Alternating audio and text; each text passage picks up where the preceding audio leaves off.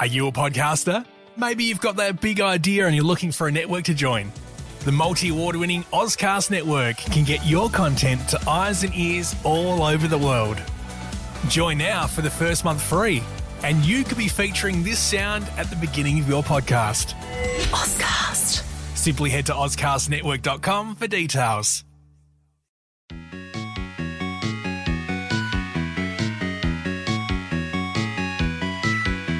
Hello there, and welcome on the Think Lab Growth Mindset podcast. I'm Sophie Champagne, your host, and I will be interviewing inspiring entrepreneurs from our community. We will go through their journey, successes and failures, and concrete advice. In this episode, I will be interviewing Jessica Stephanie Arvela from Project Everest Ventures on how to build a social interest and impact for students and the role of politics and international firms in today's governance and ecology. Hello, Jessica. And hello. Thank you so much for being on the podcast today. You are quite busy. You travel a lot. It has been difficult to book the interview. Sorry. So thank you so much for your time today. So you are the co-founder of Project Everest Ventures. Yes. Can you please explain what it is? Yeah. So we look at social issues and we look at solutions for those issues with a business model. And we involve students in that process. So it's quite a complex tree, I guess you could see it as. We have a lot of training modules for students. Mm-hmm. So if I'm talking to universities, I would be talking about the projects and the training.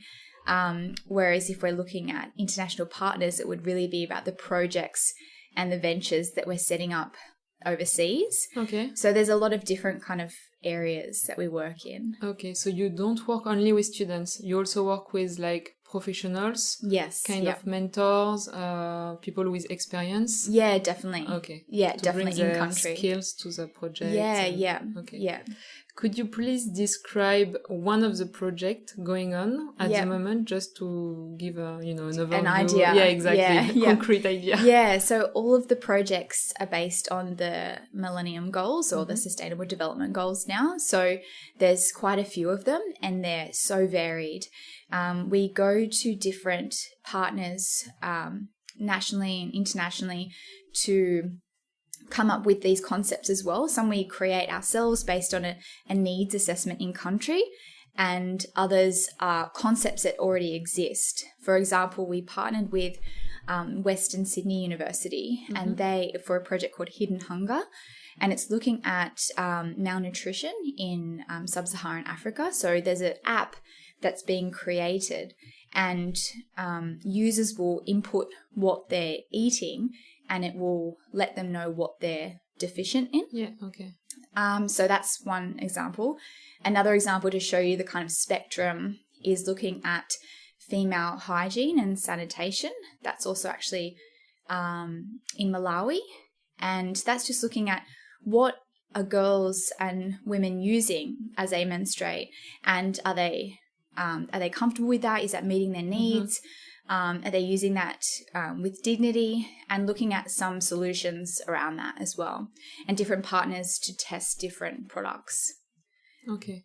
And how do you finance those projects? Do you have some sponsors? Do you have help from the governments?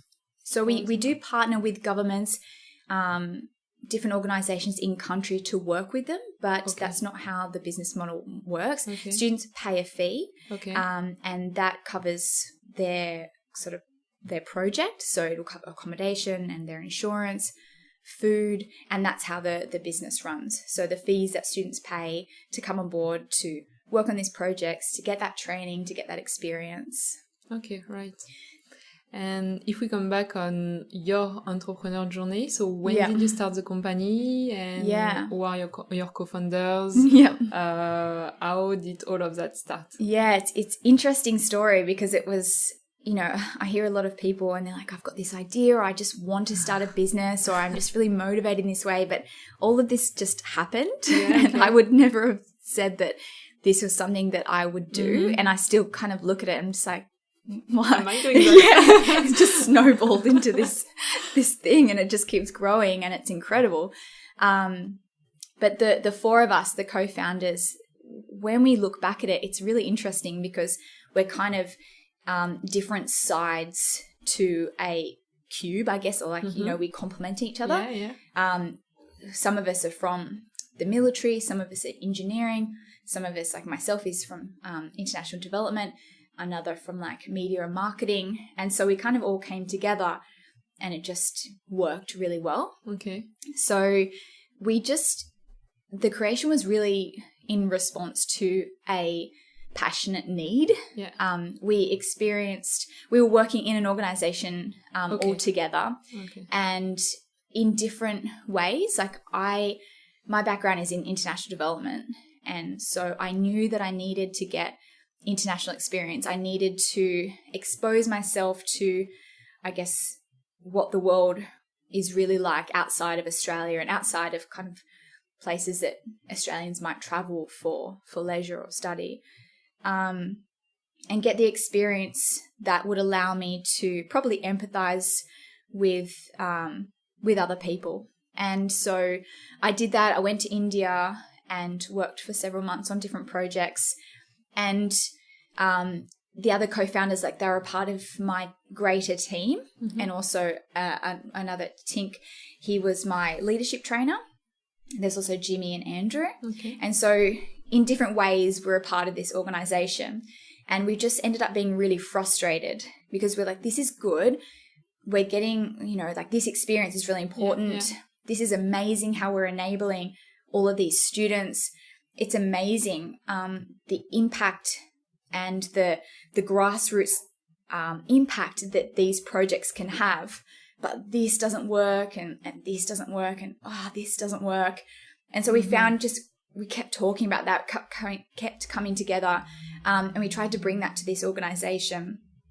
And looking back, I wish that I was a little bit more empowered and knew, sort of just pushed a bit harder.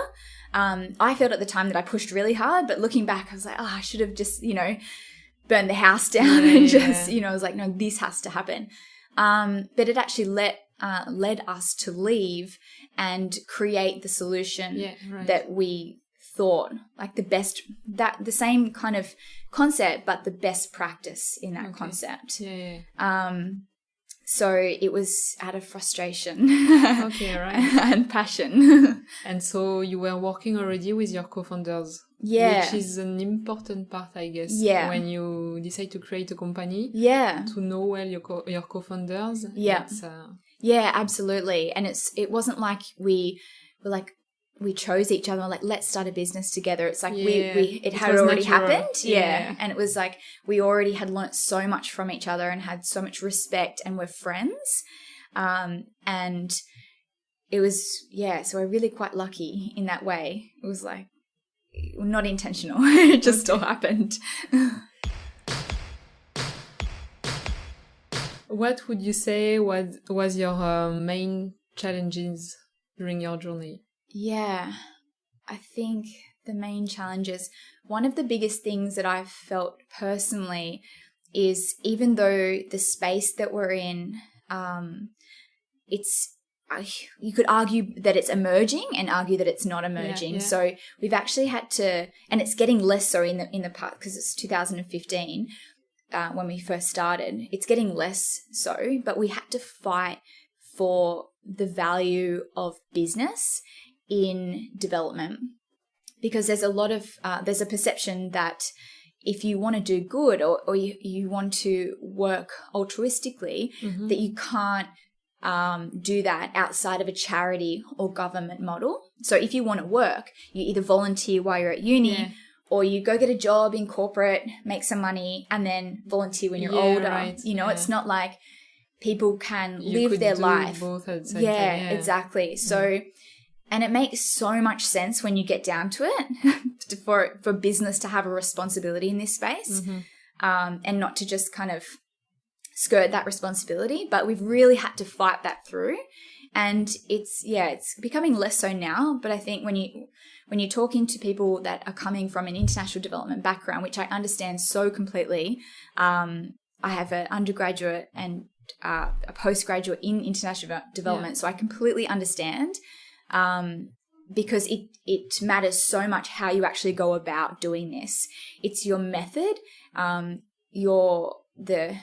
recording your impact, illustrating your impact, and the empathy that you use doing that. The appropriateness of your product or service to the community. It matters so much. If you get that wrong, business can go really wrong. Yeah, right. So you mean like even for your project, marketing was key? Yeah, absolutely. Yeah, definitely. And like appropriateness for the community. And it's just a black and white answer with business. Like if a community doesn't want it, or if they don't need it, or if they can't afford it, they just won't buy it. Yeah, right. So it's just such a safe way, if done correctly, when you first kind of go in, then it's such a safe yes or no. Would you say it's something to do with storytelling? Yeah, storytelling, and then also just checking your own privilege and bias and history, colonialism, like the impact of aid, the lack of impact of aid, and where you're working, like cultural barriers and things like that. So it can be done really well, but you need to be super conscious of those things. Right. And so, without having, like, you have to go through this whole journey of like really illustrating that to someone for them to then realize, oh, okay, like if you're doing it like that, then yeah, that makes sense. Whereas that's not the immediate response. So I think social business as a tool for international development has only recently become acceptable, or like acknowledged as acceptable. And in that extent, are you only working in Australia for now? And do you plan to extend like to Europe? Yeah. New Zealand? Yeah. So we have, I guess, like source and destination countries. So we have a lot of Australian students, some Irish students, and we go to Malawi, Fiji, Timor-Leste, India. And we've recently been taken on as a portfolio company by Singularity University. And so that means that we will have their support in expanding to America. And so we have 2 of our staff members over there at the moment, actually. Nice. Andrew, co-founder. Cool. Yeah, so it's awesome. And we're in Los Angeles, Chicago, and New York, just talking to different partners, talking to different students, and just finding out it seems like they do things in extreme there. Right. I know that Tink went to a conference once, and absolutely everything there was biodegradable, like the chairs, the tables, everything, so wow. It really fits with what we're looking for. Yeah, right. And so it's definitely, we're going to be moving into America. And in the way to convince partners, university, do you feel a difference in the way of doing business over there in the US? Yeah. There's a lot more excitement and a lot more understanding. That barrier that I talked about isn't really there. They recognize it. Yes, this is amazing. This is exciting. So I think, apart from not being there myself and experiencing that's the feedback from the guys over there. But yeah, there's a lot of there's a lot of excitement behind it. Great. They're very keen for it. What was the best advice that you have been given by a mentor? Yes, and I've actually went through stages of thinking, I want a mentor, like who can be my mentor? And that's important, right? Yeah, and like really trying to seek that out. And I have spoken to different people, and I just feel like it's so important to find someone at the right time. You could be at a different stage in your business, and they're coming from a different angle, and you really need to like marry up at the right point for it both to work. But I think something that keeps coming back is that it's a marathon and not a sprint. Yeah, okay. And so that's, I think, is powerful to remember. When did you start the company? In 2015. 2015, okay. Yeah. Yeah.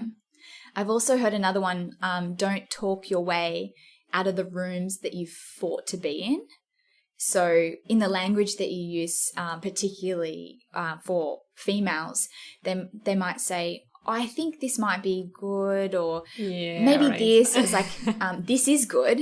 And this, you know, like don't kneecap your own suggestions, you know, like really back yourself. Cool. You are traveling a lot. Yes. So you see what's happening out there more than anyone at social and environmental level. What would be your advice to politics and maybe governments or international firms to like improve things, to change things? Yeah. I think not blaming them, you know, but if you had an advice to give. Spicy topic. I think just, wake up and smell the fact that the earth is burning. And we will be the last to actually experience that. It will be Indigenous communities and lower socioeconomic communities and, you know, low-lying villages and things like that, where they just don't have the capacity to escape. And so, and I mean, that's already happening. That's far from going to happen. That's happening already. So it's just exasperating hearing the rhetoric around you know, less anxiety and less activism and less awareness. And it's like recently this climate march was the largest climate rally in history. And that's just incredible. You know, there's a lot more that you can do than rally, but it's a really good start to pull everyone together. I was in Melbourne for the climate rally, and there was over 150,000 people there, and it was just really moving to feel that energy and to just have so many people around you after the same thing, and just like it's like palpable, you know, you can feel that. Right. And that's incredible. So I think listen to the youth, which is the largest, you know, there's more youth than any other generation, particularly in developing nations. So I think listen to those people.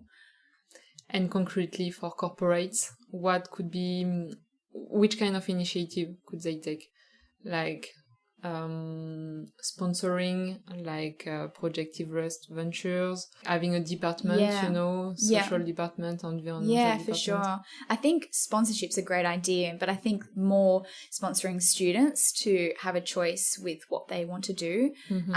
So, like, for example, we have hundreds of students that come overseas with us, but there's thousands that don't go overseas and that can't afford opportunities like this, or students that aren't even in school because they're working and things like that. So actually supporting education, supporting people to be able to make choices to either educate themselves or get that experience.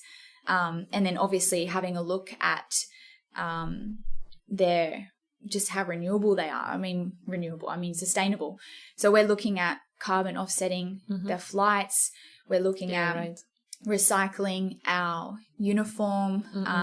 We have a rule that all of our training is plant-based, just looking at the impacts of animal agriculture on climate change, and looking at just, reducing our dependence on fossil fuels. Like the office is 100% renewables. Like keep cups, we have to have keep cups and things like that. So that makes so much sense. Just little things, everyone doing little things. It's like there's another saying that I found really powerful.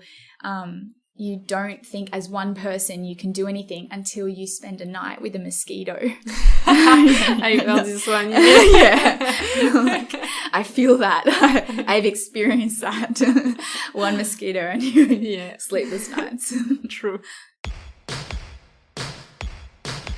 How to get involved concretely in Project Everest? Yeah, I think a good place to start is also Instagram, looking at the saved stories, because it's a commitment, being like, okay, I'm going to work hard for a whole month with like this group of people that I've just met in this, you know, challenging environment. Am I up for that? Experience. Yeah, exactly. So just having a look at what we do, looking at the videos, looking at on Instagram, looking at the website, and just reaching out and just saying, I'm interested. You can go through the recruitment process. We have an office at Think Lab. We have an office in Melbourne, in Sydney. So Cool. It's very accessible. Awesome. Yeah. Thank you very much for your time. It's okay. Thank you and for having me. good luck for your development in the US. Thank you. Yes, yeah, exciting times. Thank you.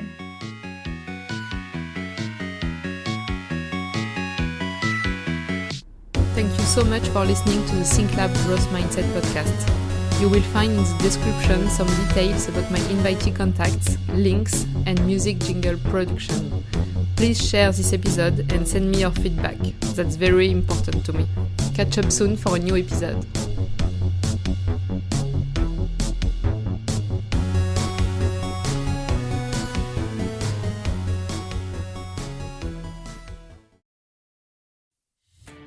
Are you a podcaster? Maybe you've got that big idea and you're looking for a network to join. The multi-award-winning Ozcast network can get your content to eyes and ears all over the world. Join now for the first month free, and you could be featuring this sound at the beginning of your podcast. Ozcast. Simply head to ozcastnetwork.com for details.